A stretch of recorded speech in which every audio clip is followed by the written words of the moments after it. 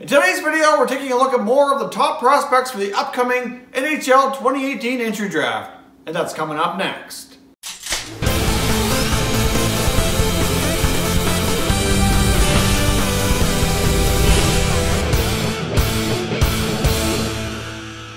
Hey everyone, and welcome back to another video here at Top Shelf Hockey. If you're new to this channel, thanks for stopping by. We review and discuss all 31 NHL teams, so if you're a huge hockey fan, consider subscribing and clicking the bell so you don't miss anything. Alright, so as we mentioned, we're taking a look at some of the top prospects for the upcoming 2018 NHL NHL Draft held this summer in Dallas, Texas. Now, we already did a previous video where we covered the top 10 prospects, ranked 1 through 10. If you missed that video, there's a YouTube card up right here. You can click that and start with that video if you like. Today we're covering prospects number 11 down through 20 on my list of the top prospects. There will be an upcoming third part to this series coming up shortly as well, where we'll cover the rest of the first round. And so we can kind of have a whole series here looking at all the players expected to go in the first round. Now there will be follow-up videos made as we approach the draft. We'll do these every so often to update the rankings for these players as we get closer to the summertime and the draft actually takes place. So stay tuned for further updates on these prospects as we get closer to draft time. So let's start here with number 11 on my list is a defenseman out of Guelph, Ontario, who is Ryan Merkley. Merkley is quite a dynamic offensive defenseman who is a very good skater as well, having over a point per game season right now with Guelph in the OHL. Absolutely phenomenal. There's a lot of good D-men available in this draft. At some points, I've seen him ranked higher on other lists. It wouldn't be completely shocked if by season's end here we move him up into the top 10, and he could bump up some of those other guys that are ranked probably, say, anywhere from 5 through 10. I don't think he'll go up any higher than 5 or 6 at best. More than likely, you know, maybe 7, 8, 9, somewhere in there. But he's quite a dynamic player, and I fully suspect that he is going to go quite high here in the first round. Now, my number 12 pick is Barrett Hayton, who's playing for the Sioux Greyhounds as a center iceman. Hayton is basically... he's as close right now. The closest player I could think of that you'd be familiar with to compare him to would be like a Patrice Bergeron. He's a really solid two-way player. He's good on faceoffs. He's got decent size, pretty decent speed. He's an all-around good player at all ends of the ice. And like I said, right now he's playing in the OHL as well for the Sioux Greyhounds, having a great season. He's currently on pace for just shy of a point per game, but he'll probably pick that up as we approach the end of the year here. So he's going to end up probably being a point per game player with good instincts like a Patrice Bergeron. So he's certainly another player to keep your eye on.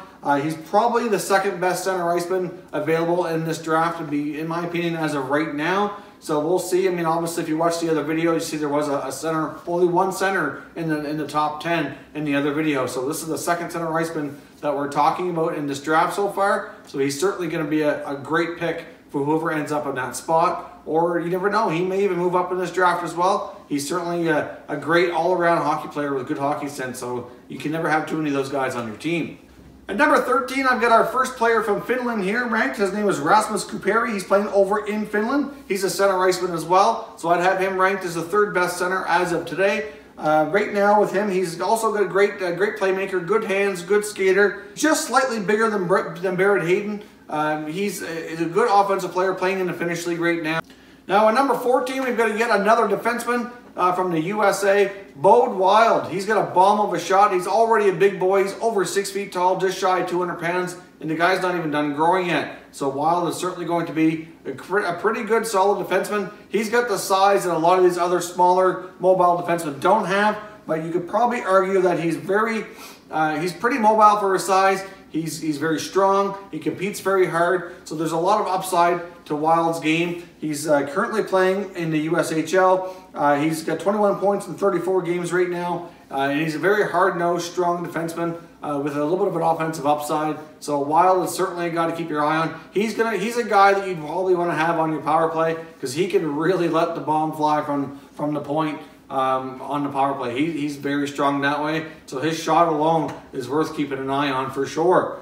Now at number 15, we've got Joey Veleno. Now Veleno was drafted by the St. John Sea Dogs. He's one of the very few players who has got into major junior hockey at the age of 15 as an exception. There's only a few other guys that have done this before, and he's certainly a special player as well. I'm surprised he hasn't worked his way up higher on this list, but you know, he's kind of It's not that he's not developed well. It's just some of these other guys have kind of taken steps to get ahead of him. Now with the St. John Sea Dogs where he played, now I've had the opportunity to watch Veleno a few times, where the junior team he played for was close to where I live. He was recently traded though, off to another team. Currently right now he's with Drummondville. The Sea Dogs got a lot back in return. They ended up getting a package of 5 draft picks in return for Veleno. He was just traded shortly before Christmas. And this guy is a top center iceman. He's got a lot of, his hockey sense is through the roof. He just does everything well. There's really not a lot that really stands out to make him like a top 10 pick, but he's just another player that does everything really well. He's a good skater, he's fast, he's got excellent hockey sense, he's a good playmaker, he can score. He does all the things right. And I was lucky enough to see him play a few times here. I was kind of a little bit sad to see him get traded, as I won't be able to watch him anymore with the Sea Dogs. But at the same time, he's got a bright future, I think. And so he's one of the very few players to get the exception to play in major junior hockey at the young age and get that exceptional status. Like one player, for example, that had that before was John Tavares. There's not too many guys that get that. He did. The other guys, actually another player that did it as well was Aaron Ekblad. So, Ekblad and Tavares both went on to be #1 overall picks. So, obviously, that's probably not going to be the case here with Veleno. This is definitely the Rasmus Dahlin draft. Dahlin is, barring some kind of weird miracle, he's definitely going #1. Veleno could work his way up a little higher on this list. But either way, he's not going to be going first like the other guys that came before him with the exceptional status. But he is a top playmaking center, and I think he'll have a bright NHL future depending on where he ends up. Hard to say. He probably spends another year in junior and maybe a year of conditioning maybe in the American League, depending on where he ends up playing. So moving along here up to number 16, we've got another American winger, Joel Farabee. He's a very smart, strong, physical player. Right now, Farabee has played 34 games and has 40 points. Farabee's what you would describe as a natural goal scorer, has a knack for putting the puck in the net. He's certainly another top American winger in this draft, and he's going to gain a lot of attention as the season carries out here. All right, next up on our list at number 17, we have a Canadian forward, Ryan McLeod. Ryan McLeod's playing in the OHL in Mississauga right now. He's obviously the younger brother of Michael McLeod. You may be familiar with him, who was drafted not long ago by the New Jersey Devils. And Michael McLeod also played for Team Canada at the World Junior Championships the past 2 years. So Ryan McLeod is a similar type player. He also can play center, but he can play the wing as well. He's a pretty smart two-way player, good defensively. He's a very high hockey IQ. McLeod right now has 50 points in 45 games. Pretty good size. He's 6'2", 190 pounds. So at his age, by the time you round him out and he finishes developing, he's going to end up being 200 pounds or more. 6'2", that's a pretty good size center iceman or winger to have on your team in the NHL. But he's a very smart two-way player, a lot like his brother. And really, this guy is bound to make the NHL. I know Michael McLeod's had a lot of reviews. They fully expect him to probably be in New Jersey next year. Look at how much the Devils have progressed this year alone, and they've got more prospects like McLeod coming up in their system. So good things to come there, and I fully suspect Ryan, like his brother, will go here in the first round, around the middle of the pack, and he'll probably need an extra year or two of seasoning before he gets a crack at the NHL. I imagine he'll probably go back to junior for one more year, and from there he'll probably need a year in the American League to finish developing, but he's certainly a great prospect to keep your eyes on, because by the next couple of years we're going to definitely have a few McLeod brothers playing in the NHL. Number 18, we've got another Canadian defenseman out of Nova Scotia playing for the Halifax Moosehead, Jared McIsaac. McIsaac has 26 points in 44 games. Pretty decent size. He's 6'1", 195. McIsaac he was born in Truro, Nova Scotia. He's been pretty lucky. Got to play with the Mooseheads, which is not far from Truro at all. So he's only got to play less than an hour away, get to stay in his home province, which is good. Obviously, the teams in the Atlantic Canadian region, in case you're not familiar, we've got the St. John Sea Dogs, the Moncton Wildcats, you got Charlottetown, the Acadie Bathurst Titans, the Halifax Mooseheads, Cape Breton Screaming Eagles. Obviously, there's not enough teams in the Atlantic area to have their own league, so they play as part of the Quebec Major Junior Hockey League. So a lot of these guys who are Maritimers sometimes are fortunate enough to get to play in their home province. Obviously, guys in the OHL and that live in Quebec, they're going to be able to do that anyway. But for some of these guys where they have to play, where most of the teams are in Quebec, that's something that means a lot to them. It doesn't get to happen all the time, but we are seeing more and more players coming out of the Maritimes since we've had major junior hockey grow in this area in the last number of years. Now, after McIsaac at number 19, we have another Finnish forward who played at the World Junior Championships this year, Jesperi Kotkaniemi. Now, I have a hard time with his last name. I've seen him play a few times here, especially in the junior tournament, but the last name is a little tricky to pronounce.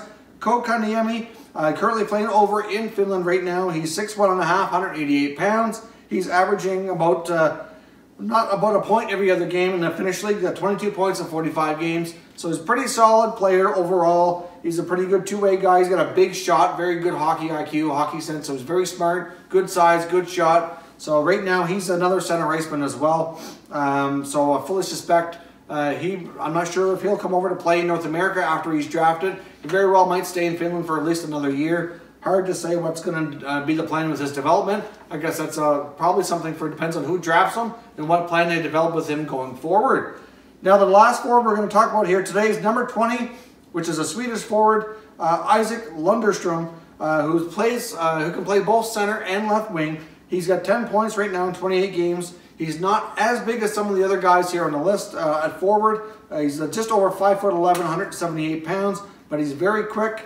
Lundestrom is a very speedy player, got a great hockey sense, and he's the only Swedish player on our list today. Obviously, in the top 10, there's some top Swedish players, some top Swedish defensemen coming in the draft this year. It's going to be phenomenal between Dahlin and Bokvist, but he's the next Swedish player on our list and the only one in this group of 10 that we're discussing today. So obviously, we're going to keep our eyes on these guys. Like I mentioned, there's going to be another installment coming up here on Prospects where we look at the next group, which are going to be players that are ranked 21 through 31. So we round out players that are expected to go here in the first round. I know when the first video came out covering the top 10, we had some comments asking me to do more of these videos and to do more updates along the way as we progress. So what I plan to do, I'm probably not going to do one too quickly once we're done with the first round players.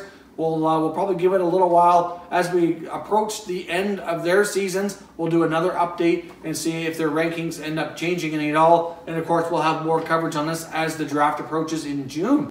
So certainly leave some comments down below if there's any of these prospects you're familiar with or want to keep your eye on and that you're excited to see. Certainly leave some comments and let me know which ones you have your eye on. I will be covering a game here coming up this week. I'm going to be having an opportunity to watch the Halifax Mooseheads play the St. John Sea Dogs at Harbor Station in St. John, New Brunswick here on next Friday. So I will certainly have a chance to watch some of these prospects. So we're probably going to be doing a video from live on location from the Harbor Station Arena.